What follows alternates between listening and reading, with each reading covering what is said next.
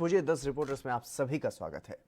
मुंबई में शिवसेना के कार्यकर्ताओं द्वारा पूर्व नेवी अधिकारी मदन शर्मा के साथ की गई मारपीट का मामला अब तूल पकड़ता हुआ नजर आ रहा है। इस घटना के विरोध में सैकड़ों पूर्व सैन्य अधिकारी जो हैं वो भी अब सामने आ चुके हैं और शिवसेना के खिलाफ प्रदर्शन किया जा रहा है। सशस्त्र बलों के पूर्व अधिकारियों ने हमले की घटना को लेकर के आश्चर्य जताया है और कहा है कि आरोपियों को जमानत दे दी गई, जो कि जले पर नमक छिड़कने जैसा है। इस गंभीर मामले को इतने हल्के से लिया जा रहा है और इस मामले में न्याय की कोई भी झलक दिखाई नहीं दे रही है। शिवसेना के कार्यकर्ताओं द्वारा नौसेना के पूर्व अधिकारी मदन शर्मा के साथ मारपीट की घटना पूरी तरह से निंदनीय है। ये तमाम बातें जो पूर्व सैन्य अधिकारी हैं उनकी तरफ से कही जा रही हैं और इस पूरे मामले में जिस तरीके से शिवसेना आप घिरती हुई नजर आ रही है, उसी को लेकर के जितने भी पूर्व सैनिक हैं वो कहीं ना कहीं अब इस मामले में मदन शर्मा जो कि इस पूरे मामले में पीड़ित हैं उनके समर्थन में खड़े हुए दिखाई दे रहे हैं और वहीं शिवसेना को घेरते हुए दिखाई दे रहे हैं। जिस तरीके से शिवसेना की पहले छवि रही है, सैनिकों के मामलों पर समर्थन करती रही है, सरकार से लगातार मांग भी की जाती रही है और अब खुद ही जिस तरीके से मारपीट की घटना सामने आई है, इस तरीके से एक कार्टून को फॉरवर्ड करने के बाद, ये वो कार्टून आप अपनी टीवी स्क्रीन पर देख सकते हैं जिसकी वजह से मदन शर्मा के साथ ये मारपीट की गई। शिवसैनिकों की गुंडागर्दी देखने को मिली। यहाँ पर जो शिवसेना के जो कार्यकर्ता वो वहाँ पर पहुंचे और इनके साथ मारपीट की गई। आंख पर काफी गहरी चोट लगी है और इस पूरे मामले में अब लगातार जिस तरीके से शिवसेना अलग अलग मुद्दों पर गिर रही है, अब एक और ये मामला शिवसेना के सामने जिस पर अब शिवसेना जो है घिर रही है। जिस तरीके से पूर्व सैन्य अधिकारी के साथ मारपीट की गई, नौसेना में कार्यरत थे पहले मदन शर्मा, और अब जिस तरीके से कार्टून ये फॉरवर्ड किया गया और साथ ही साथ ये भी कहा जा रहा है तमाम विरोधी दलों की तरफ से कि वो शिवसेना जिसकी पार्टी है बाला साहेब ठाकरे, वो खुद कार्टूनिस्ट थे, वो कार्टून बनाते थे और अगर इस तरीके का कार्टून शेयर कर दिया जाता है तो इस तरीके की गुंडागर्दी बिल्कुल पूरी तरह से निंदनीय है। किसी भी तरीके से ये जो गुंडागर्दी की गई है ये जायज़ नहीं है और इस पूरे मामले में जिस तरीके से जो आरोपी हैं उनको पकड़ा गया था लेकिन बाद में छोड़ दिया गया, जमानत पर रिहा कर दिया गया, तो ऐसे में अब सवाल ये भी उठने लगा है कि इस पूरे मामले में न्याय भी मिलता हुआ कहीं भी दिखाई नहीं दे रहा है। जिस तरीके से आरोपियों को छोड़ दिया गया है, यहाँ तक कि जो पूर्व सैन्य अधिकारी हैं जो इस पूरे मामले में समर्थन कर रहे हैं, मदन शर्मा के समर्थन में आकर के खड़े हो गए हैं, लामबंद हो गए हैं शिवसेना के खिलाफ। उन्होंने ये कहा है कि जिस तरीके से आरोपियों को जमानत दी गई है ये जले पर नमक छिड़कने के जैसा है। यानी कि जिस तरीके से मारपीट की गई उसके बाद आरोपियों को पकड़ भी लिया गया लेकिन छोड़ दिया गया, इससे साफ तौर पर यह जाहिर होता है कि शिवसेना जो है वो अपने ऐसे कार्यकर्ता, ऐसे गुंडों के साथ भी है जो इस तरीके की अभद्र जो घटना है उसको अंजाम देते हैं। एक सेवानिवृत्त अधिकारी मदन शर्मा के साथ मारपीट की गई, उनकी आंख पर गहरी चोट भी लगी है और परिवार के भी कुछ लोगों को चोट लगी है। लेकिन जिस तरीके से इस पूरे मामले ने अब तूल पकड़ लिया है, लगातार जो विपक्षी दल हैं, खासतौर पर भारतीय जनता पार्टी महाराष्ट्र में विपक्षी दल है और तमाम आरोप बीजेपी की तरफ से भी लगाए जा रहे हैं, लेकिन इस पूरे मामले पर अगर राजनीतिक दलों को भी छोड़ दिया जाए तो जो पूर्व सैन्य अधिकारी हैं वो मदन शर्मा के समर्थन में आ गए हैं, लामबंद हो गए हैं शिवसेना के खिलाफ, महाराष्ट्र सरकार के खिलाफ। जिस तरीके से महाराष्ट्र सरकार सुशांत सिंह की मौत के मामले में गिरती हुई नजर आ रही थी, उसके बाद फिर कंगना रनौत का पूरा मामला जिस पर घिरी और इसी बीच एक कार्टून जो शेयर किया गया मदन शर्मा की तरफ से, उससे आहत होकर के जिस तरीके से बताया जा रहा है कि आहत होकर के शिवसैनिकों ने इस वारदात को अंजाम दिया। लेकिन यह वारदात इतनी घिनौनी है, इस तरीके की वारदात को कतई सहन नहीं किया जा सकता है और इसीलिए अब जो पूर्व सैन्य अधिकारी हैं वो मदन शर्मा के समर्थन में आ गए हैं, लामबंद हो गए हैं, प्रदर्शन किए जा रहे हैं बार बार। और जिस तरीके से इस पूरे मामले में, चलिए बढ़ेंगे अगली खबर की तरफ। बिहार सरकार में ग्रामीण कार्य मंत्री और मुख्यमंत्री नीतीश कुमार के करीबी मंत्री शैलेश कुमार का मुंगेर में जमकर विरोध किया गया और जमालपुर इंद्ररुख गांव में वोट मांगने के लिए पहुंचे थे मंत्री जी, लेकिन ग्रामीणों ने जमकर विरोध किया और जातिवाद करने का खुला आरोप लगाया गया। ग्रामीणों ने मंत्री शैलेश कुमार को आईना दिखाते हुए कहा है कि उन्होंने जमालपुर का विकास करने के बजाय सिर्फ जातिवाद किया है और इससे नाराज जनता इस बार उन्हें सबक सिखाएगी। जेडीयू को वोट नहीं देकर लोग अन्य पार्टियों को वोट देंगे और इसके बाद मंत्री ने अपनी सफाई भी देनी चाहिए, लेकिन ग्रामीणों ने गुस्से में आकर के उन्हें जिस तरीके से लताड़ा, उस ग्रामीणों का गुस्सा वो बढ़ता देख करके वहां से चले गए। आपको बता दें कि मंत्री के साथ ग्रामीणों की नोकझोंक भी हुई और गांव में सड़क, सिंचाई सहित अन्य समस्याओं को लेकर के नोकझोंक हुई है। इसके अलावा मंत्री पर अपमानजनक शब्दों के इस्तेमाल करने का भी आरोप लगाया गया है। ग्रामीणों ने मंत्री को कहा है कि आपको घमंड हो गया है और इस बार यहां की जनता वोट आपको नहीं देगी।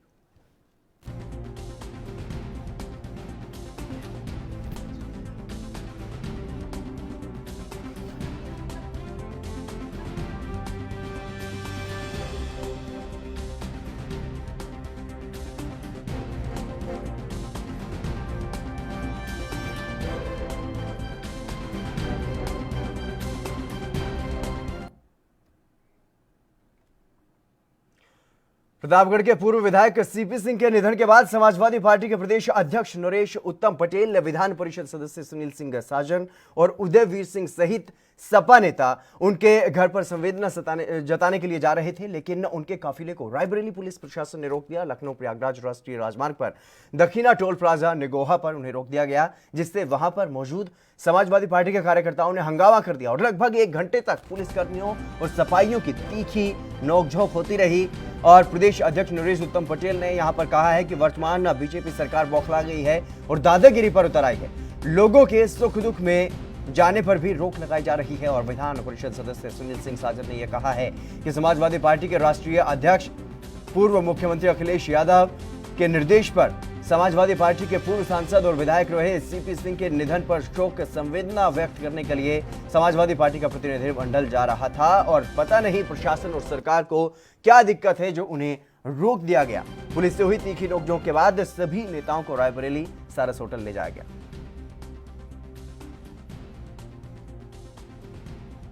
उत्तर प्रदेश में बची या नहीं बची, या खत्म कर दी योगी जी ने? नहीं, खत्म कर दी योगी जी ने डेमोक्रेसी। डेमोक्रेसी की वजह से वो मुख्यमंत्री हैं, लोकतंत्र की वजह से। तो लोकतंत्र खत्म कर देंगे आप? हम तो खत्म है, हम तो बचाने के लिए लड़ रहे हैं, आप खत्म करने। अच्छा बताओ, ये सब लोग लोकतंत्र खत्म करने के लिए नहीं खड़े हो आप? कौन? वही तो कह रहे हैं, आप लिखित में दे दो कौन सी लोकतंत्र में ऐसी व्यवस्था है कि आप 3 विधायकों को आप रोक लेंगे? नहीं, रिक्वेस्ट लोकतंत्र में नहीं है ना।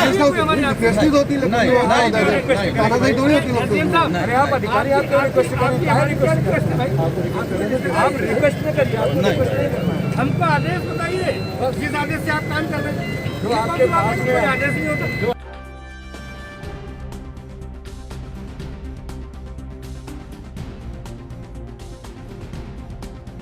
में तीखी नोकझोंक यहां पर देखने को मिली है। जिस तरीके से समाजवादी पार्टी के एक प्रतिनिधिमंडल जो है वो जा रहा था दुख जताने, संवेदना जताने, क्योंकि प्रतापगढ़ के जो पूर्व विधायक हैं सीपी सिंह, उनका निधन हो गया और उन्हीं के निधन के वजह से एक कार्यक्रम वहां पर रखा गया था जिसमें ये लोग जा रहे थे संवेदना जताने के लिए, लेकिन इनको रोक लिया गया।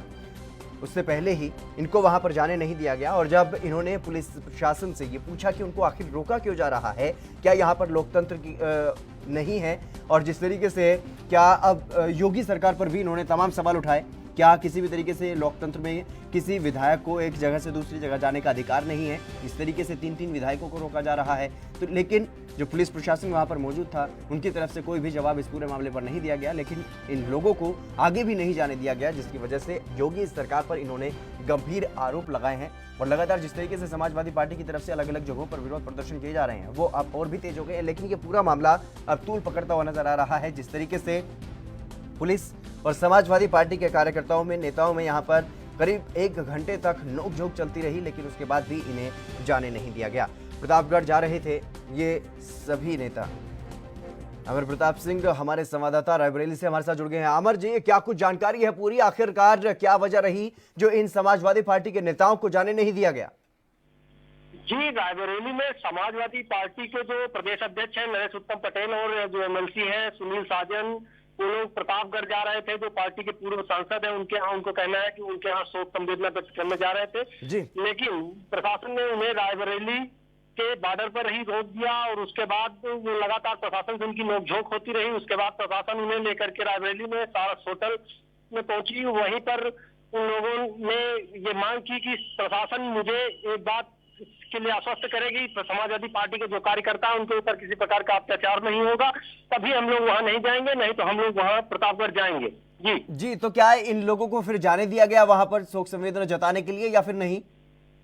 जी, प्रशासन ने उनको यही रोक रखा था। उसके बाद उन लोगों ने प्रेस कॉन्फ्रेंस की, मीडिया के माध्यम से प्रदेश सरकार पर हमला बोला, लेकिन प्रशासन लाख कोशिश के बाद भी प्रशासन ने उन्हें जाने नहीं दिया और वो वापस से लखनऊ के लिए रवाना हो गए हैं। जी, तो क्या कुछ आरोप लगाए गए हैं योगी सरकार पर? जी, उन्होंने लगातार जातिवाद का आरोप लगाया और सरकार में किसानों के ऊपर अत्याचार का आरोप लगाया। लगातार जो नौजवानों और बेरोजगारी का मुद्दा उठाया, लगातार सरकार पर हमलावर थे। जी अमर, जिस तरीके से जो एमएलसी है वो कह रहे थे कि क्या उत्तर प्रदेश में अब लोकतंत्र नहीं रह गया, इस तरीके के तमाम आरोप लगाए गए, लेकिन उसके बावजूद भी उन्हें कारण नहीं बताया गया कि आखिर क्या वजह है उनको आगे नहीं जाने दिया जा रहा है। जी, वो यही आरोप लगा रहे थे और प्रशासन का कहना था कि वहां प्रतापगढ़ जाने से वहां पर कानून व्यवस्था की जो स्थिति है वो कानून व्यवस्था बिगड़ सकती है, इसीलिए उनको वहां जाने से रोका गया है लगातार। लेकिन जो समाजवादी पार्टी के नेता थे वो लगातार वहां जाने के लिए आ रहे थे, लेकिन प्रशासन ने उन्हें जाने नहीं दिया। जी अमर, जिस तरीके से आरोप लगाया गया, क्या अब सुख दुख में भी विपक्षी नेता नहीं जा सकते हैं क्या उत्तर प्रदेश में? जी, लगातार जो समाजवादी पार्टी के प्रदेश अध्यक्ष नरेश उत्तम पटेल थे और जो एमएलसी सुनील साजन थे, उनका भी यही लगातार आरोप था कि अगर हम अपने किसी कार्यकर्ता के यहाँ उसके सुख दुख में या उसके यहाँ किसी शोक संवेदना व्यक्त करने के लिए हम स्वतंत्र हैं, हम स्वतंत्र भारत के नागरिक हैं, हमको जाने से रोकना कहीं ना कहीं लोकतंत्र की हत्या के बराबर है। जी अमर, जिस तरीके से उनको नहीं जाने दिया गया, तो ऐसे में कहीं ना कहीं आक्रोश समाजवादी पार्टी में देखने को मिल रहा होगा। जी, रायबरेली जैसे ही यहाँ पर वो लाए गए, तैसे ही समाजवादी पार्टी के जो कार्यकर्ता थे रायबरेली के, उनको पता चला। हजारों की संख्या में समाजवादी पार्टी के कार्यकर्ता वहां पहुंच गए। उसके बाद पुलिस ने उनकी काफी नोकझोंक भी, लेकिन प्रशासन लगातार मुस्तैद रहा। प्रशासन उन्हें आगे नहीं जाने देना चाह रहा था क्योंकि वहां जाने से कानून व्यवस्था बिगड़ सकती थी, ऐसा कहना था प्रशासन का। जी, क्या स्थानीय इकाई की तरफ से कोई अभी तक अल्टीमेटम दिया गया है इस बारे में कि वो विरोध जताएंगे इस पूरे मामले को लेकर के? जी, लगातार वो आज जब तक उन्हें पूरा आश्वासन नहीं मिल गया था, तब तक समाजवादी पार्टी के जितने कार्यकर्ता थे वो लगातार जहां पर उनको नजरबंद करके रखा गया था, वहां उसके आसपास समाजवादी पार्टी के कार्यकर्ता लगातार प्रदर्शन कर रहे थे, लगातार नारेबाजी कर रहे थे। लेकिन उसके बाद से जैसे ही फिर बातचीत प्रशासन से और जो समाजवादी पार्टी के नेता थे उनसे बातचीत बनी, उसके बाद से सभी कार्यकर्ता वहां से चले गए और समाजवादी पार्टी के जो नेता थे वो वापस लखनऊ चले गए। जी, इस बारे में पुलिस अधिकारियों का क्या कुछ कहना है, किस वजह से, किसके दबाव में आकर के उनको वहां पर रोका गया? जी, पुलिस अधिकारियों का साफ साफ कहना है कि किसी दबाव की तो उन्होंने कोई बात एक्सेप्ट नहीं की, लेकिन उनका साफ कहना है कि वहां जाने से कानून व्यवस्था की स्थिति बिगड़ सकती थी, इसीलिए उनको वहां जाने से रोका गया है। जी, तमाम जानकारी देने के लिए बहुत बहुत शुक्रिया अमर। तो लगातार जिस तरीके से उत्तर प्रदेश में विपक्षी दलों को कहीं ना कहीं रोका जा रहा है अपने ही कार्यकर्ताओं के, अपने ही नेताओं के सुख दुख में आने जाने से भी, तो इससे साफ तौर पर जिस तरीके से जो आरोप लगाए हैं समाजवादी पार्टी के नेताओं ने कि कहीं ना कहीं उत्तर प्रदेश की सरकार जो है वो बौखलाई हुई है और इस पूरे मामले को लेकर के लगातार तंज जो है वो कसा जा रहा है योगी सरकार पर। चलिए बढ़ेंगे अगली खबर की तरफ। हरियाणा के सीएम मनोहर लाल खट्टर कोरोना को पूरी तरह से मात देकर अपने काम पर लौट गए हैं। कोरोना से ठीक होने के बाद से वो गुड़गांव के जब उन्हें कोरोना हुआ तो वो गुड़गांव के मेदांता अस्पताल में भर्ती हो गए थे। हालांकि सीएम मनोहर लाल 10 सितंबर को उनकी रिपोर्ट जो है वो नेगेटिव आ गई थी और उसके बाद उन्हें छुट्टी भी मिल गई थी, लेकिन एहतियात के तौर पर वो गुड़गांव में ही रह रहे थे और वो अब पूरी तरह से ठीक होकर के अब वो अपने काम पर लौट गए हैं। चंडीगढ़ अपने निवास पर लौट चुके हैं। सीएम के चंडीगढ़ आने से विभागीय बैठकों का दौर बंद पड़ा हुआ था, वो अब फिर से शुरू हो जाएगा। बता दें कि सीएम मनोहर लाल खट्टर 24 अगस्त को कोरोना पॉजिटिव पाए गए थे और इसके बाद उन्हें रात में ही गुड़गांव के मेदांता अस्पताल में भर्ती करवाया गया था। वहां पर उनका इलाज चला और 10 सितंबर को उनकी रिपोर्ट निगेटिव आ गई तो छुट्टी भी दे दी गई थी, लेकिन डॉक्टरों ने होम आइसोलेशन की सलाह दी थी और इस वजह से सीएम गुड़गांव में ही रह रहे थे। और वहीं प्रदेश में लगातार बढ़ रही कोरोना संक्रमण की जो दर है वो पॉजिटिव में अब 0.5% का उसमें इजाफा हुआ है, जबकि दोगुने मामलों की अवधि एक दिन नीचे खिसककर 29 से 28 दिन पर आ गई है। हालांकि पॉजिटिव रेट 77% पर स्थिर बना हुआ है और पिछले 24 घंटे में 2526 नए मामले भी आए हैं, जिनसे अब संक्रमितों का आंकड़ा जो बढ़कर के वो 93,000 को पार कर गया है। इसलिए सीएम ने प्रदेशवासियों से कोरोना से सतर्क रहने की अपील भी की। देखिए, महामारी की नेचर है, हमको पता है कि हरियाणा में है बल्कि देश और दुनिया की महामारी है। इसमें मैं तो लोगों से अपील ये करूँगा कि इसमें स्वयं अपनी जिम्मेदारी सबसे पहले से इस बीमारी को किसी और को ना पाए। हालांकि बहुत लोगों का दायित्व है, बहुत लोगों की बीमारी है तो इसको संयुक्त तरह की आगे फैले नहीं, और अगर कोई प्रभावित हो गया तो उसके इलाज के लिए उसकी चिंता करें।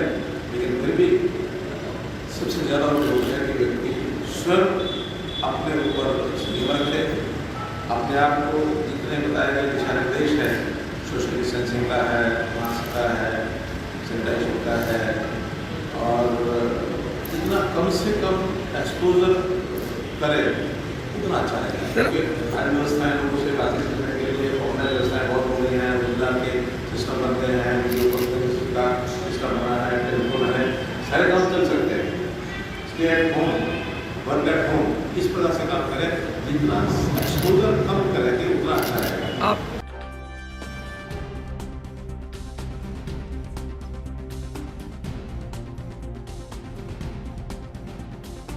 आलोक उपाध्याय हमारे संवाददाता गुरुग्राम से हमारे साथ जुड़ गए हैं। आलोक, क्या कुछ जानकारी है जिस तरीके से सीएम वहां पर, क्योंकि 10 तारीख को उनकी रिपोर्ट नेगेटिव आ गई थी लेकिन 4 दिनों तक वो वहां पर रहे और आज वहां से वो चंडीगढ़ पहुंचे हैं, लेकिन उससे पहले जिस तरीके से उन्होंने संदेश दिया है आम जनता को, कोरोना से सतर्क रहने का एक संदेश उनकी तरफ से दिया गया। जी बिल्कुल जितेंद्र, देखिए मुख्यमंत्री मनोहर लाल खट्टर बीजेपी की रिपोर्ट कोरोना पॉजिटिव आई थी, उसके बाद तुरंत उन्हें गुरुग्राम के मेदांता अस्पताल में भर्ती कराया गया था, जहां एकल डॉक्टरों की टीम थी जो उनका इलाज कर रही थी। उसके बाद जैसे ही मुख्यमंत्री की जब ये कोरोना रिपोर्ट जो है वो नेगेटिव आई तो उसके बाद भी गुरुग्राम के PWD रेस्ट हाउस में मुख्यमंत्री 2-3 दिन से रह रहे थे, लेकिन आज सुबह ही चंडीगढ़ के लिए वो रवाना हुए।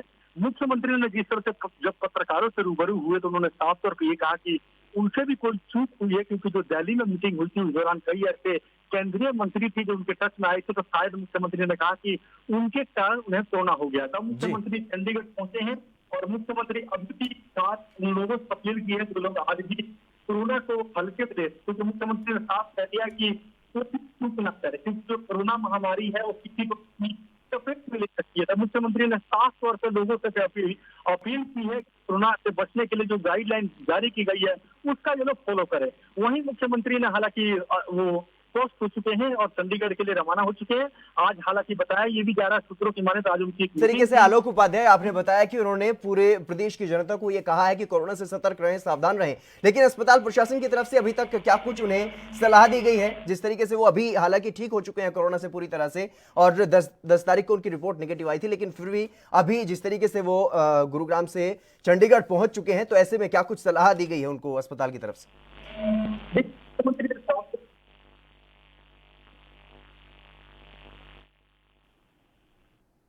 जी आलोक, क्या आप मेरी आवाज सुन पा रहे हैं?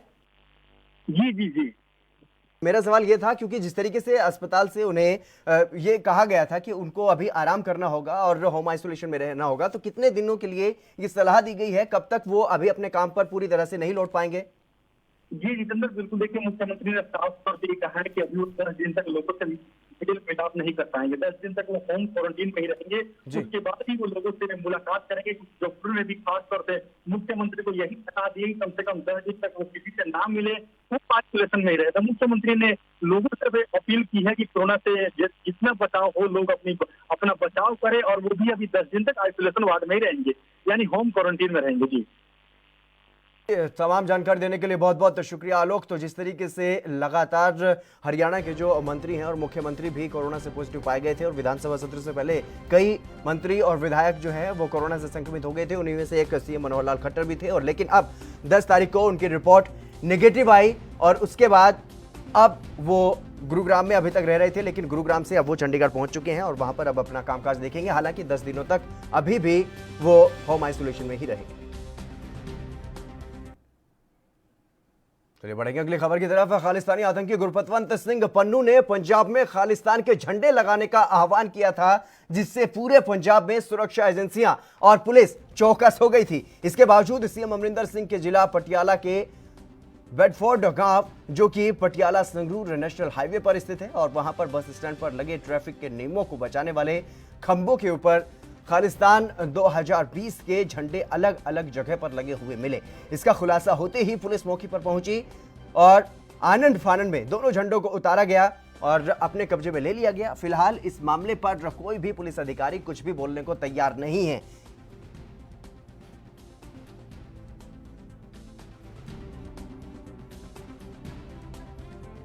तो लगातार जिस तरीके से खालिस्तान को लेकर के जो बाहर जो विदेशी ताकतें हैं वो कहीं ना कहीं अपना जो षड्यंत्र है वो रचने का काम करती हैं और लोगों से आह्वान किया जाता है, लोगों से अपील की जाती है और कुछ शरारती तत्व भारत में भी, पंजाब में भी मौजूद हैं जो कि उनके आह्वान, उनकी अपील पर इस तरीके के कामों का अंजाम देते हैं। और जिस तरीके से ये झंडे खालिस्तान के लगाए गए थे उस पर तुरंत प्रभाव से कार्रवाई की गई पुलिस की तरफ से, उन झंडों को उतार लिया गया। लेकिन अभी तक ना ही तो इस बारे में कुछ पता चल पाया है कि ये झंडे लगाए किसने और ना ही कोई पुलिस अधिकारी इस पूरे मामले पर कुछ भी बोलने को तैयार है। जिस तरीके से लगातार पंजाब में अशांति फैलाने की कोशिश की जाती है खालिस्तान के नाम पर, जो विदेशी ताकतें हैं, आतंकी हैं, वो भारत में जो शांति का माहौल बना हुआ है उसको बिगाड़ने की कोशिशें लगातार करते रहते हैं। और इसी के तहत जो गुरपतवंत सिंह पन्नू हैं आतंकवादी घोषित किया जा चुका है और अब लगातार उनकी तरफ से कोशिश भारत में अशांति फैलाने की, माहौल खराब करने की और खालिस्तान के नाम पर जिस तरीके से लोगों को भड़काया जाता है, उकसाया जाता है, उसी के तहत ये एक षड्यंत्र रचा गया, कोशिश की गई। अविनाश कंबोज हमारे संवाददाता पटियाला से हमारे साथ जुड़ गए इस खबर पर अधिक जानकारी के साथ। अविनाश, क्या कुछ जानकारी है इस पूरे मामले के बारे में? किस तरीके से जो झंडे लगाए गए खालिस्तानी समर्थन में, जो झंडे लगाए गए उनके बारे में अभी तक क्या कुछ जानकारी मिल पा रही? जी, मौके पर ही पुलिस को सूचित कर दिया गया था। पटियाला के संगरूर रोड पर ये खालिस्तान का जो झंडा है, जो ट्रैफिक डिवाइडर लगाया जाता है, उस पर लगाया गया था। अभी तक किसी की पहचान नहीं हो पाई है, लेकिन पुलिस मौके पर पहुंची है और पूरे मामले की जो जांच में जुट गई है। कहीं ना कहीं खालिस्तान का जो झंडा है वो लगाया गया था डिवाइडर के ऊपर। जी, मामला है, कब ये झंडे लगाए गए? जी, ये पता नहीं चल पाया कि झंडा किसने लगाया और कब लगाया है। इस पूरे मामले की जो जांच है पटियाला पुलिस कर रही है, जिसको साफ तौर पर पटियाला की उनकी जो इंचार्ज है उन्होंने जानकारी दी है कि जल्द ही जिसने भी झंडा लगाया वो पुलिस की गिरफ्त में होगा।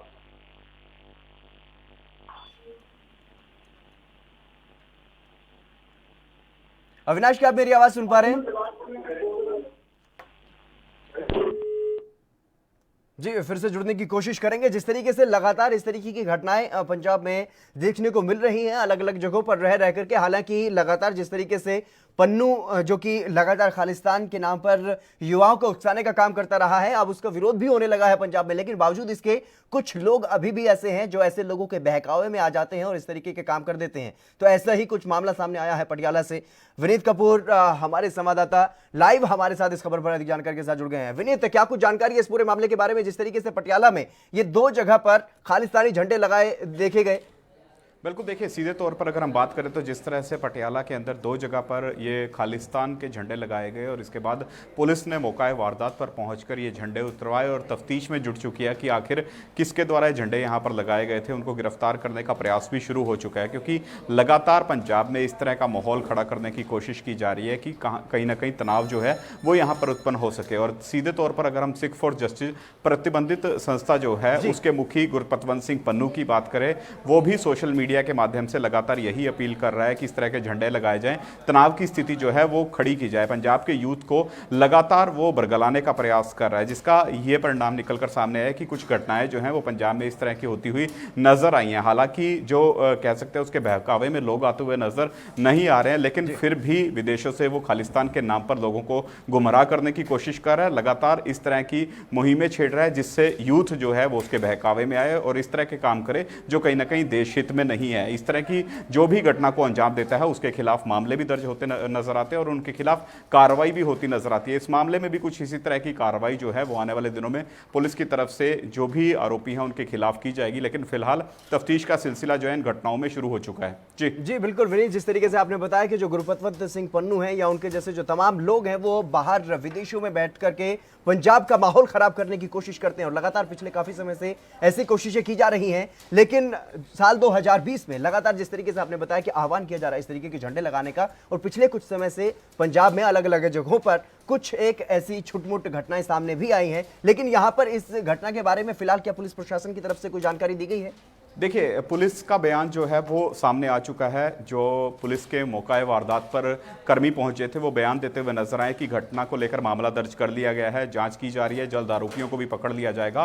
सीधे तौर पर अगर हम पहले घटनाओं की भी बात करें तो उसमें भी एक चीज़ ज़रूर देखने को आई थी कि गुरपतवंत सिंह पन्नू की तरफ से जो बयान जारी होते थे उसके बहकावे में जो गरीब लोग हैं, यानी जिनके पास नौकरी नहीं है, पैसों के लालच में लोग जो है उसके बहकावे में आ जाते थे, जिस वजह से वो इस तरह की घटनाओं को अंजाम देते थे। हालांकि यहाँ पर अभी तफ्तीश का सिलसिला जारी है कि कौन व्यक्ति थे जिनके द्वारा ये झंडे यहाँ पर लगाए गए हैं। फिलहाल ये झंडे वहां से उतरवा दिए गए हैं, इन्वेस्टिगेशन का दौर जारी है। आसपास के जो सीसीटीवी फुटेज हैं उनको पुलिस खंगालने का प्रयास कर रही है। इसके अलावा मोबाइल टावर लोकेशन को भी खंगालने का प्रयास किया जा रहा है ताकि जल्द से जल्द आरोपियों को पकड़ा जा सके, क्योंकि आज इन्होंने झंडे लगाने का काम किया है तो कल बहकावे में आकर किसी बड़ी घटना को अंजाम ना दे। पवन गुप्ता हमारे साथ जुड़ गए हैं, शिवसेना हिंदुस्तान के राष्ट्रीय अध्यक्ष। पवन जी, आपका स्वागत है एनबी न्यूज पर।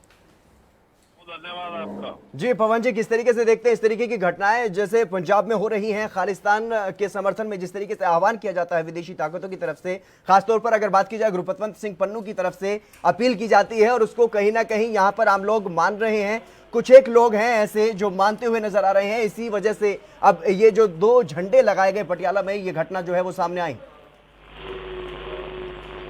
हेलो जी पवन जी, क्या आप मेरी आवाज सुन पा रहे हैं?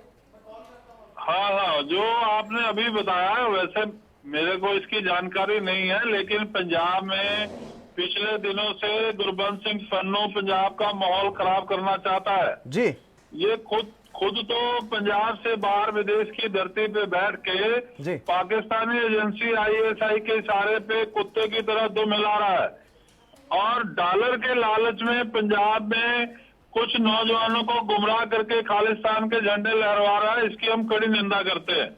जी बिल्कुल पवन जी, आप लगातार इस अभियान को छेड़े हुए हैं ताकि इस तरीके की कोई भी माहौल खराब करने वाली जो घटना होती है वो ना हो। तो ऐसे में शिवसेना हिंदुस्तान की तरफ से क्या कुछ कार्यक्रम चलाए जा रहे हैं ताकि लोगों को गुरपतवंत सिंह जैसे लोगों से बचाया जा सके, उनके आह्वान में आने से बचाया जा सके?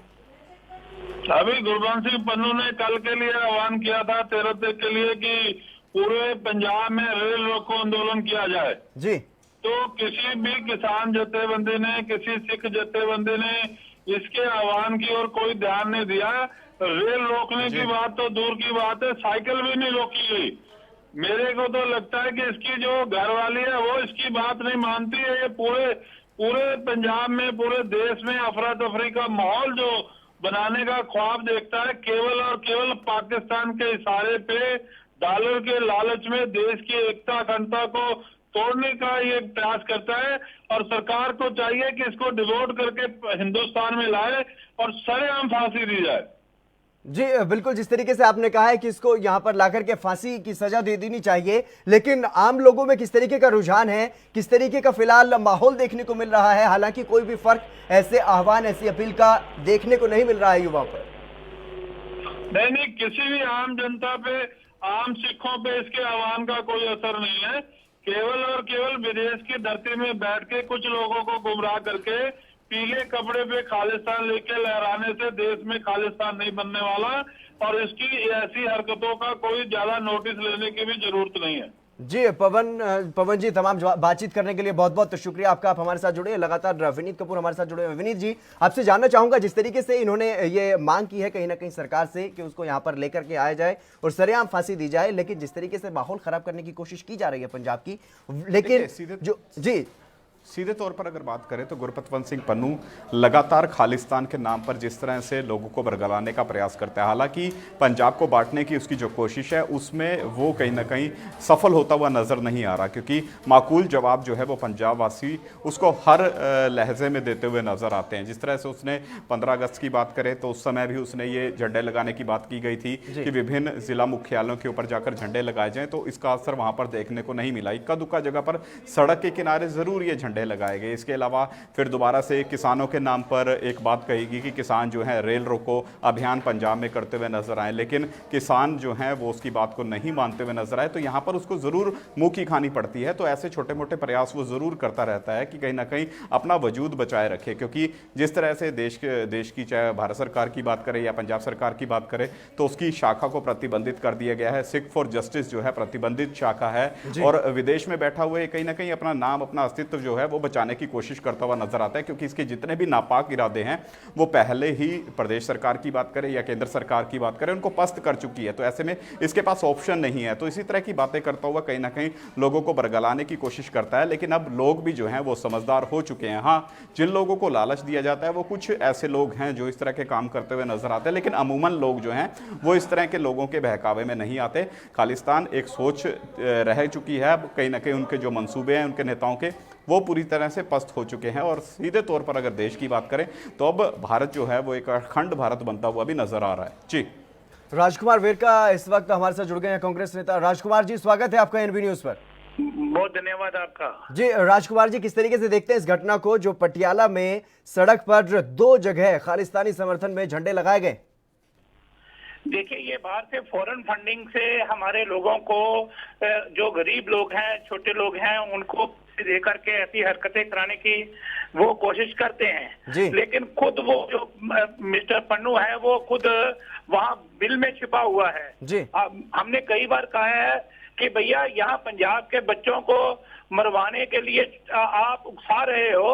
अगर आप में इतनी जुर्रत है तो आप खुद आकर यहाँ मूवमेंट चलाओ, अपने परिवार को बाहर से लेकर के यहाँ पंजाब में लेकर आओ, हम देखेंगे आप में कितना दम है।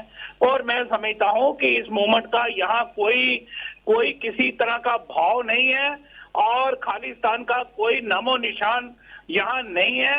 ऐसी हरकतें जो करते हैं वो ठुकेंगे और ये कोई देश का नागरिक ये बर्दाश्त नहीं करेगा। जी बिल्कुल राजकुमार जी, जिस तरीके से हाल ही में पिछले कुछ दिन पहले ही पन्नू को आतंकी घोषित किया गया है केंद्र सरकार से, तो आप क्या केंद्र सरकार से कोई अपील करेंगे कि पन्नू के खिलाफ कोई कार्रवाई की जाए?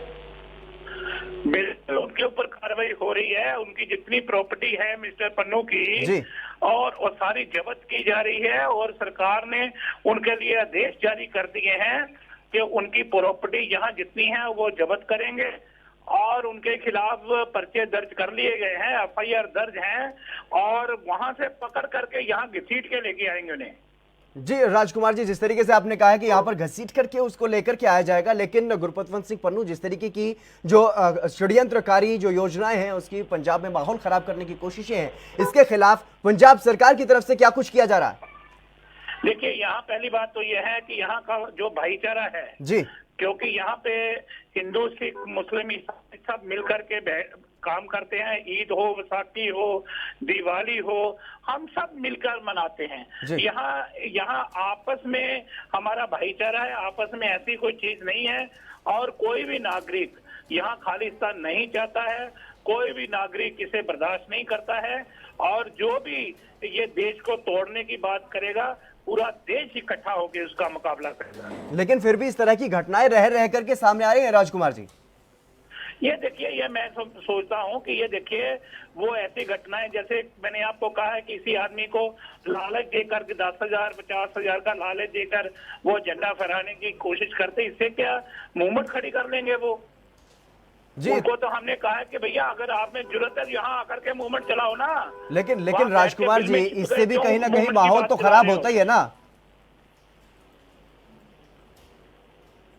राजकुमार जी। जो ये झंडे लगाने वाले हैं वो तो पंजाब के ही निवासी होंगे ना? अरे वो सही बात है, मैंने आपको ये कहा कि वो साजिश करने की कोशिश करते हैं, लेकिन यहाँ ये साजिश कामयाब नहीं होंगी। यहाँ का भाईचारा बहुत स्ट्रॉन्ग है, यहाँ ये सांझी वार्ता का देश है, बाबा नानक की धरती है और ये गोल्डन टेम्पल में सभी धर्मों के लिए चारों दरवाजे खोले हैं और वो सब वर्णन के लोगों को, सब धर्म को लोगों को एक साथ शरण मिलती हो तो वहाँ खालिस्तान का नामो निशान नहीं हो सकता। ऐसी कोशिश करने वाले कभी कामयाब नहीं हो सकते। क्या लोगों को एकजुट करने के लिए जिस तरीके की जो विदेशी ताकतें हैं वो तमाम कोशिशें कर रही हैं, षड्यंत्र रचे जा रहे हैं भारत में, पंजाब में खासतौर पर माहौल खराब करने के लिए, तो क्या उससे निपटने के लिए पंजाब सरकार ने कोई मुहिम छेड़ी है? देखिए, बिल्कुल हम सक्षम हैं और पंजाब सरकार बिल्कुल अलर्ट पे है और ऐसी किसी भी घटना को कोई भी अंजाम देने की कोशिश करता है तो सरकार बिल्कुल उनका मुकाबला कर रही है। और जहां तक सवाल इस बात का है कि अभी आपने देखा होगा कि एक चाइना की रिपोर्ट भी आई है जासूसी की, और जिस तरीके से हमारे नेताओं की, हमारे सिस्टम की जासूसी की कोशिश की जा रही है और ये देश को तोड़ने की साजिशें रची जा रही है। तो मैंने कहा सर मैं यही पूछ रहा हूँ आपसे, क्या मुहिम चलाई जा रही है पंजाब सरकार की तरफ से ताकि पंजाब में एकता बनी रहे, पंजाब भारत की एकता अखंडता के लिए मजबूती से खड़ा रहे? ऐसी कोई मुहिम, कौन सी मुहिम चलाई जा रही है पंजाब सरकार की तरफ से? बिल्कुल चलाई जाएगी, बिल्कुल चलाई जाएगी। हम सब एक प्लेटफॉर्म में इकट्ठे होकर के इसका विरोध करेंगे और पंजाब सरकार इस मूवमेंट को चलाएगी। जी, कब तक उम्मीद की जाए? ये बिल्कुल हम तो रोज ही चला रहे हैं भैया, हम तो गांव-गांव में ये प्रचार कर रहे हैं, अवेयर कर रहे हैं, लोगों को समझा रहे हैं। और इसी बात का कारण है कि ये ऐसी मूवमेंट नहीं उठ पा रही और ये सिर्फ छोटी छोटी घटनाएं करने की कोशिश करते हैं। तो ये मूवमेंट नहीं है, यहाँ कोई नामो निशान नहीं है इसका। जी विनीत, क्या कोई इस तरीके की मुहिम चलाई जा रही है पंजाब में ताकि लोगों को विदेशी ताकतों के खिलाफ खड़ा किया जा सके मजबूती के साथ? देखिए, सीधे तौर पर कहीं ना कहीं ज़रूर इस तरह के प्रयास किए जा रहे हैं पंजाब सरकार की तरफ से, चाहे सोशल मीडिया की बात करें या फिर कैप्टन अमरिंदर सिंह के जिस तरह से बयान भी निकल कर सामने आते हैं उनकी बात करें, तो लोगों को ज़रूर सचेत किया जा रहा है कि विदेशी ताकतें जो हैं वो लगातार प्रयास कर रही हैं कि पंजाब का माहौल जो है वो ख़राब होता हुआ नजर आए। केवल झंडे की घटनाएँ नहीं, इसके अलावा पंजाब के अंदर कई जगहों पर हिंसक घटनाएँ भी जो हुई हैं जिसमें सीधे तौर पर कुछ लोगों की जानें भी गई हैं। जिस तरह से कई एक बम विस्फोट हुआ निरंकारी भवन में, तो वो भी एक प्रयास इसी तरह का किया जा रहा था कि पंजाब का माहौल जो है वो खराब होता हुआ नजर आए। इसके अलावा कुछ कह सकते हैं हिंदू नेताओं की पिछले दिनों हत्या भी हुई थी, तो उनका भी यही प्रयास था कि पंजाब में माहौल जो है वो खराब हो सके और कहीं ना कहीं पंजाब पहले वाला हो जिस तरह का आतंकवाद का दौर पंजाब में पहले देखने को मिलता था। तो ऐसे में ज़रूर सरकार सचेत है, बाहरी एजेंसियां भी नज़र बनाए हुए हैं, पंजाब की एजेंसियां जो हैं वो भी इस पर नज़र बनाए हुए हैं, सोशल मीडिया के माध्यम से भी कहीं ना कहीं सरकार जो है वो इस तरह की जो कह सकते हैं गतिविधियों को अंजाम देने वाले लोग हैं उन पर नज़र बनाए हुए हैं ताकि लगातार इनको पकड़ा जा सके, इनके जो नापाक इरादे हैं उनको पस्त किया जा सके। और कुछ एक लोग हिरासत में भी आए और लगातार इस तरह की मुहिमें भी जो कह सकते हैं कि ओकू जो कि एक नई यूनिट बनाई थी पंजाब पुलिस की, उसकी बात करें या अन्य पंजाब पुलिस की जो विभिन्न SIT हैं उनकी बात करें, वो लगातार इस तरह के प्रयास कर रहे हैं कि बॉर्डर पार से जो भी नापाक हरकतें हो रही हैं उनको रोका जा सके। जी बिल्कुल विनीत, तमाम जानकारी देने के लिए बहुत बहुत शुक्रिया। राजकुमार वेरका जी हमारे साथ कांग्रेस नेता जुड़े और आपका भी बहुत बहुत शुक्रिया। तो लगातार जिस तरीके से जो पंजाब का माहौल बिगाड़ने की कोशिश की जा रही है विदेशी ताकतों की तरफ से, खासतौर पर अगर बात की जाए गुरपतवंत सिंह पन्नू की तरफ से, तो लगातार कार्रवाई की जा रही है और पंजाब में भी लोगों को एकजुट होने के लिए और ऐसी विदेशी ताकतों से लड़ने के लिए तैयार किया जा रहा है। चलिए बढ़ेंगे अगली खबर की तरफ। छत्तीसगढ़ के सुकमा जिले में नक्सलियों का बड़ा कारनामा कैमरे में कैद हो गया है। किस्राराम और पालोड़ी के बीच सड़क काटने के लिए ग्रामीणों ने भी नक्सलियों का साथ दिया। ड्रोन के जरिए जब सुरक्षा बलों को इसकी जानकारी हुई तो वे मौके पर पहुंचे। इस दौरान सुरक्षा बलों को आता हुआ देख नक्सलियों ने फायरिंग भी शुरू कर दी और हालांकि सुरक्षा बलों की जवाबी कार्रवाई में नक्सली भाग खड़े हुए। सुकमा पुलिस अधीक्षक शलभ सिन्हा ने यह बताया है कि रविवार को नक्सली ग्रामीणों की मदद से सड़क काटने के लिए जा रहे थे और नक्सलियों का यह वीडियो किस्राराम थाना क्षेत्र पालोड़ी इलाके का है और पुलिस अधीक्षक ने यह कहा है कि जो वीडियो कैद हुआ है उसके हिसाब से सैकड़ों की संख्या में ग्रामीण नक्सलियों के साथ थे और ये सभी सड़क काटने के लिए पालोड़ी जंगल में स्थित नाले को पार कर रहे थे। तस्वीरों में आप साफ तौर पर देख सकते हैं कि उसी ड्रोन की तस्वीरें हैं जो कैमरे में कैद हुई हैं और ये सभी ग्रामीण नक्सलियों के साथ जा रहे हैं सड़क को काटने के लिए।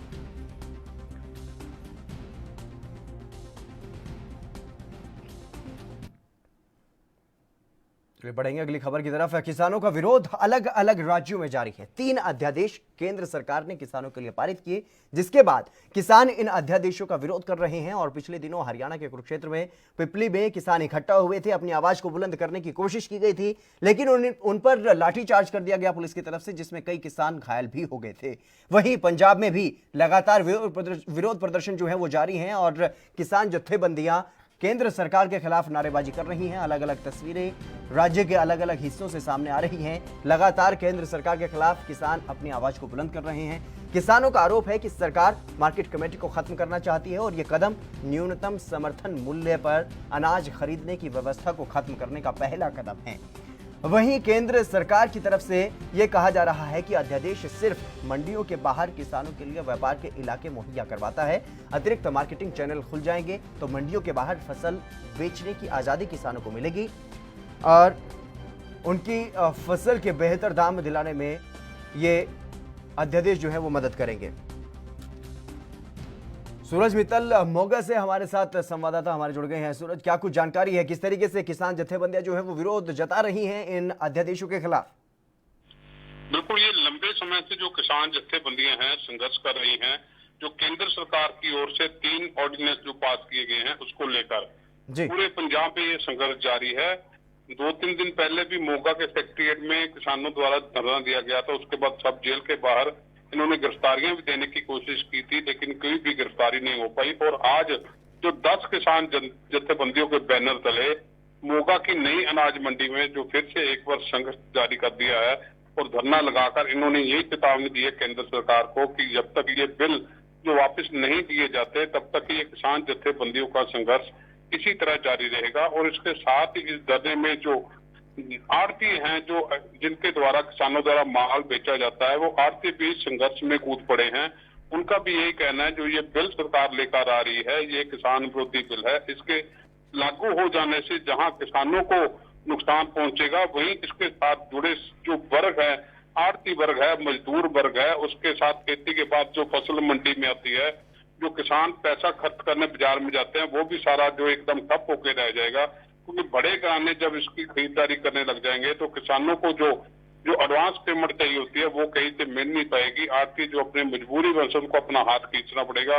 तो इसी बातों को लेकर जो है किसान जत्थेबंदियां सड़कों पर उतरी हुई हैं। और कल जो मोगा की अनाज मंडी बंद करने का आड़तियों द्वारा ऐलान कर दिया गया है और तलमंडी चौक में जो यातायात रोको एक धरना लगाया जाएगा। सैकड़ों की गिनती में किसान और आड़ती उसमें सम्मिलित करेंगे उस धरने को सफल बनाने के लिए। और यहाँ मंडी बंद करके मोगा के समूह आड़ती भी इस धरने में सम्मिलित करेंगे और इसी मांग को लेकर केंद्र सरकार के साथ पर एक बार फिर से हल्ला बोला जाएगा। जी सूरज, तमाम जानकारी देने के लिए बहुत बहुत शुक्रिया। अविनाश कंबोज पटियाला से हमारे साथ जुड़ गए हैं इसी खबर पर अधिक जानकारी के साथ। अविनाश, क्या कुछ जानकारी है, किस तरीके से किसान लामबंद हुए हैं केंद्र सरकार के खिलाफ पटियाला में? जी, पटियाला में काफी बड़ी गिनती में जो किसान जत्थेबंदी हैं वो इकट्ठी हुई हैं। जो ऑर्डिनेशन पास हुआ है उसके विरोध में जो रोष ललकार रैली की गई है और कल भी जो है किसानों का धरना जो पटियाला के संगरूर रोड में अहमदपुर मंडी है वहां पर भी लगाया जाएगा। लेकिन कहीं ना कहीं साफ तौर पे किसानों ने कहा है कि जो ऑर्डिनेशन है उसे रद्द किया जाए। इस मांग को लेकर जो आज धरना प्रदर्शन यहाँ पे दिया गया है, जो रोष रैली थी, ललकार रैली के रूप में जो आज यहाँ पर चेतावनी भी दी है। और 16 तारीख को जो इनका लुधियाना में एक मीटिंग करने जाने हैं जिसमें हरियाणा के भी किसान शामिल होंगे और साफ तौर पर चेतावनी दी अगर सरकार ने अपना रवैया ना सही किया तो हरियाणा और पंजाब के किसान जत्थेबंदियां इकट्ठे होकर एक बड़ा संघर्ष करने जाएंगे। जी बिल्कुल अविनाश, जिस तरीके से आपने बताया कि हरियाणा के किसान भी इनके साथ आएंगे, लेकिन हरियाणा में कुछ दिन पहले ही जिस तरीके से लाठीचार्ज किया गया उसकी काफी निंदा हुई है। और अभी तक क्या इन किसानों को किसी ने भी कोई आश्वासन दिया है केंद्र सरकार की तरफ से? जी, साफ तौर पे किसानों का कहना है कि हर बार इन्हें टाल मटोल किया जाता है। किसान अन्नदाता है लेकिन उसे अनदेखा कर रहे हैं, जिसके चलते हुए किसान जत्थेबंदियों ने जो लुधियाना में 16 तारीख को मीटिंग रखी है, इसी के चलते हुए रखी है। जो जितनी भी किसान जत्थेबंदी चाहे हरियाणा के चाहे पंजाब के, उन सबको साथ में लेकर एक मीटिंग करेंगे और सरकार के खिलाफ एक बड़ा संघर्ष उलीका जाएगा। जी, जिस तरीके से आपने बताया कि एक बड़े संघर्ष की तैयारी किसानों की तरफ से की जा रही है, तो उसके बाद क्या कुछ रणनीति रह सकती है? क्या किसान आगुओं की तरफ से, किसान नेताओं की तरफ से इस बारे में कोई जानकारी दी गई है? जी, किसान जत्थेबंदी जो इनके प्रधान थे उनका कहना है हम 16 तारीख को जो मीटिंग है वहां पर फैसला करेंगे और उसके बाद जो अगली रणनीति है वो बताई जाएगी। जी, लगातार जिस तरीके से किसान लामबंद हुए हैं, केंद्र सरकार के खिलाफ हल्ला बोला जा रहा है और पंजाब में कांग्रेस की सरकार है, क्या पंजाब सरकार की तरफ से कोई आश्वासन इन किसानों को दिया गया है? जी, किसानों का कहना है जो भी मौजूदा सरकार होती है वो सिर्फ आश्वासन देती है, जो असली जामा है वो नहीं पहनाया जाता है। किसानों को चाहे केंद्र सरकार है चाहे पंजाब सरकार है, हमेशा ही किसानों को अनदेखा करती आ रही है। क्या पंजाब सरकार की तरफ से भी अनदेखा किए जा रहे हैं किसान? जी, किसानों का साफ तौर पे कहना है कि पंजाब सरकार के द्वारा पूरा कर्जा माफी की बात की गई थी, वो आज तक पूरा कर्जा माफ नहीं हुआ है। बिजली के बिल हैं, कई और मांगे हैं जो किसानों की आज तक पूरी नहीं की। पंजाब सरकार बनने से पहले कैप्टन अमरिंदर ने वादा किया था घर घर रोजगार का, किसानों का पूरा कर्जा माफ करने का, वो आज तक पूरा नहीं हुआ। जी, तमाम जानकारी देने के लिए बहुत बहुत शुक्रिया अविनाश। तो लगातार जिस तरीके से किसान जो हैं वो लामबंद हो चुके हैं केंद्र सरकार के खिलाफ और लगातार आगे की रणनीतियां जो हैं वो बनाई जा रही हैं। चलिए फिलहाल रुकेंगे एक छोटे से ब्रेक के लिए, जल्द हाजिर होंगे।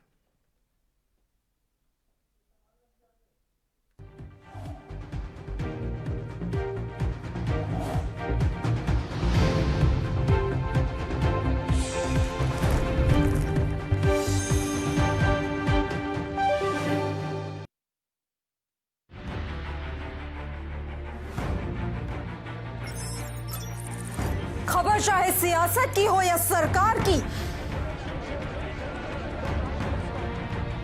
खबर चाहे भ्रष्टाचार की हो या गुनहगार की,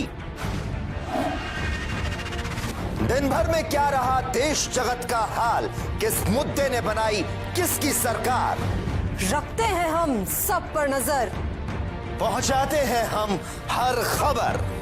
हम हैं ANB न्यूज।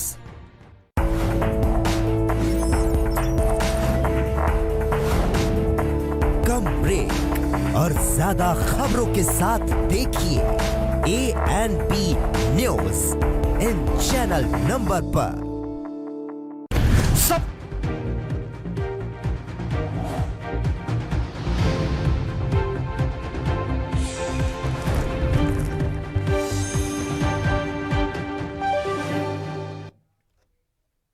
ब्रेक के बाद एक बार फिर से आप सभी का स्वागत है। खबरों में आगे बढ़ेंगे। हिमाचल के कुल्लू में कांग्रेस कार्यकर्ताओं ने जोरदार विरोध प्रदर्शन किया है। विधायक सुंदर सिंह ठाकुर के समर्थन में कुल्लू कांग्रेस ने कार्यकर्ताओं ने वहां पर एसपी कार्यालय के बाहर धरना प्रदर्शन किया और इस दौरान कांग्रेस कार्यकर्ताओं ने कुल्लू पुलिस मुर्दाबाद के नारे भी लगाए और पुलिस पर पक्षपात करने का आरोप यहां पर लगाया गया है। बीते 2 दिनों से कुल्लू सदर के कांग्रेस विधायक सुंदर सिंह ठाकुर अपनी मांगों को लेकर एसपी कार्यालय के बाहर धरने पर बैठे हुए हैं और वहीं उनके समर्थन में कुल्लू कांग्रेस के कार्यकर्ताओं ने भी ढालपुर में अपनी हाजिरी भरी। इस दौरान एसपी कार्यालय के बाहर सड़क पर कार्यकर्ताओं ने प्रदर्शन किया और भारी संख्या में पुलिस बल भी वहां पर मौजूद रहा।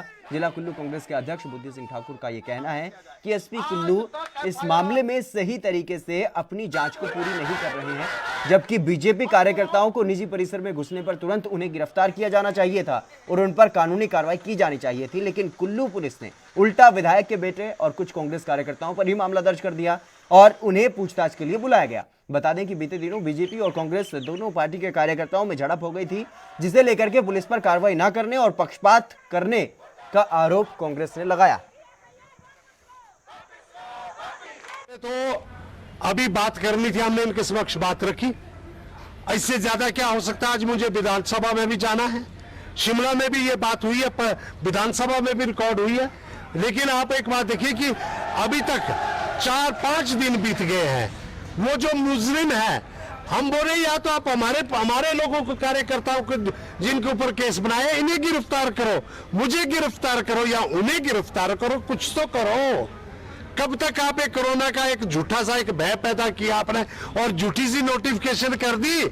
आप कुल्लू की जनता को कितना बेवकूफ बनाएंगे मिस्टर पुलिस प्रमुख, जो आप अपने आप को मानते हैं कि आप तो बहुत ही तेज तराज अफसर है। आपका विवेक काम करना बंद कर चुका है और आपको समझ नहीं आ रहा है। आपका प्रशासन से, जिला प्रशासन से कोई समन्वय नहीं है, कोई आपका कोऑर्डिनेशन नहीं है। यही वजह है कि आज अनार्की कुल्लू में पैदा हो गई है और इसी कारण है ये जो कुल्लू में जो कोरोना के केसेस बढ़ रहे हैं, ये भी इस प्रशासन और पुलिस। पंजाब के पटियाला में सरकारी अस्पताल में नर्सिंग एसोसिएशन ने जोरदार विरोध प्रदर्शन किया और सरकार से अपना वेतन बढ़ाने की मांग की गई।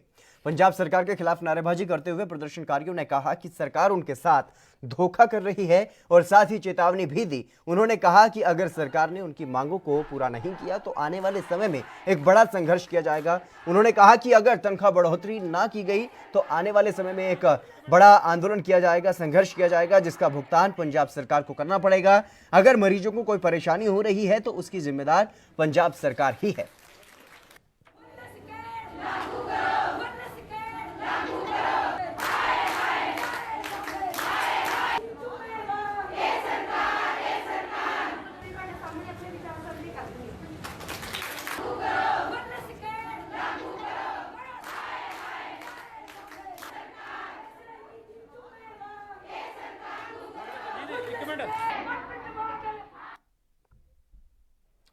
हरियाणा के फरीदाबाद में नगर निगम ने बड़ी कार्रवाई की है। नगर निगम फरीदाबाद ने सूरजकुंड रोड पर स्थित गांव वखोरी में बड़े पैमाने पर तोड़फोड़ की। सोमवार की सुबह ही भारी लाभ लश्कर के साथ नगर निगम का दस्ता गांव वखोरी पहुंच गया था। इस दौरान पुलिस का बड़े पैमाने पर इंतजाम वहां पर किया गया ताकि किसी भी विरोध की बड़ी घटना को संभाला जा सकता हो और जिसे देखते हुए अन्य जिलों से भी वहां पर भारी पुलिस फोर्स को फरीदाबाद बुलाया गया और मौके पर कई एम्बुलेंस के साथ साथ दमकल विभाग की टीम भी मौजूद रही। इससे पहले तोड़फोड़ की कार्रवाई को सफल बनाने के लिए रविवार की रात को ही खोरी में रहने वाले अनेक लोगों को हिरासत में ले लिया गया था। पुलिस को संदेह था कि ये लोग मौके पर विरोध कर सकते हैं और ऐसे करीब 85 लोगों को हिरासत में लिए जाने की खबर है।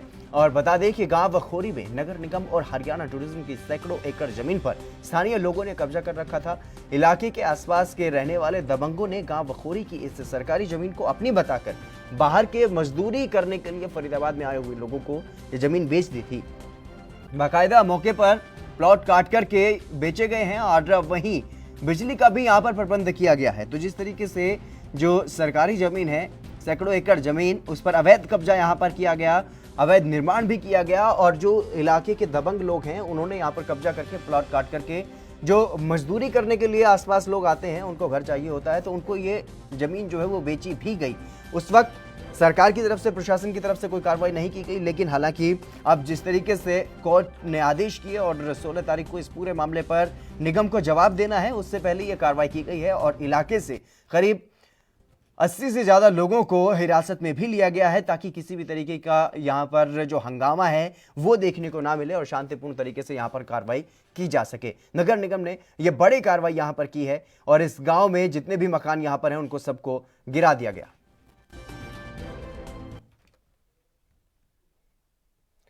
वहीं उत्तराखंड के टिहरी में ऑल वेदर प्रोजेक्ट का काम तेजी से किया जा रहा है, लेकिन अब ग्रामीणों ने इस काम में अड़ंगा लगा दिया है। ग्रामीणों का आरोप है कि उनकी जमीन का भुगतान अभी तक नहीं किया गया और भुगतान न होने पर मंजुड़ के जो ग्रामीण हैं उन्होंने निर्माण कार्य पर रोक लगा दी है और ग्रामीणों ने यह कहा है कि 3 साल हो गए हैं लेकिन अभी तक भुगतान नहीं किया गया।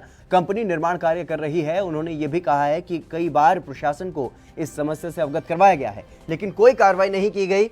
बीआरओ और कंपनी यहां पर जबरन रात को ही काम कर रही हैं। उन्होंने कहा है कि समस्या का निस्तारण नहीं किया गया तो ग्रामीण आंदोलन को मजबूर होंगे। काम इसलिए रोका गया है कि ये हमारे खेत का कम से कम 3 साल हो गए, यहाँ क्लेम नहीं दे रहे हैं, अब जबरदस्ती काट रहे हैं तो कौन काम नहीं रोके, हम क्या करेंगे बताओ। हमारे पास क्या है रोकने का, क्या है यहाँ।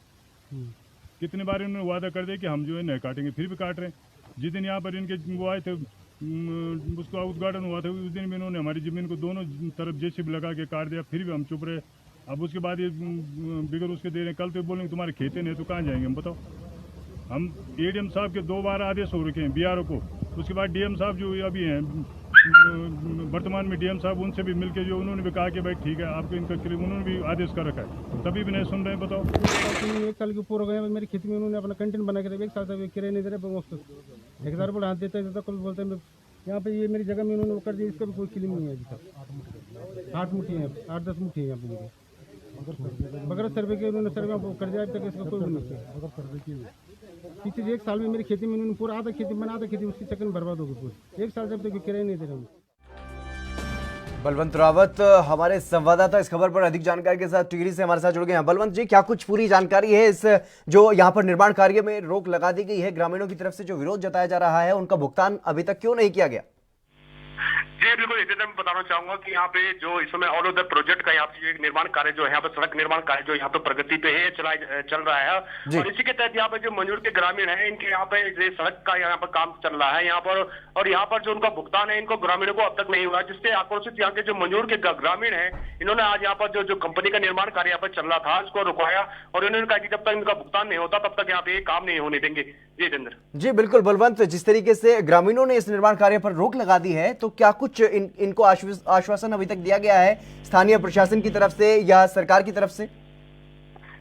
जितेंद्र, मैं बताना चाहूंगा कि इन जो ग्रामीणों का कहना है कि यहाँ पे आज तो जब यहाँ पे इन्होंने काम रुका था यहाँ पे उस समय कोई अधिकारी यहाँ पे जो विभाग अधिकारी कोई यहाँ पहुंचा नहीं था, लेकिन जो ग्रामीणों का जो आरोप था कि इन्होंने जो इनकी जो ये मांग इसको लेकर उन्होंने शासन प्रशासन तक को इस समस्या से अवगत कराया, लेकिन अभी तक इसके तक कार्रवाई नहीं हुई, जिस कारण इन्होंने आज मजबूरन इनको यहाँ पे जो निर्माण कार्य इसको रोकना पड़ा और इनका साफ चेतावनी है कि अगर काम इनका जो मांग इनको पूरा नहीं किया जाता तो आगे तो जन आंदोलन भी इनके द्वारा किया जाएगा। जी क्या ये एक ही गाँव के लोग इस समस्या से परेशान हैं या फिर कोई अन्य भी गांव ऐसे हैं जहां पर ऐसी ही समस्या है?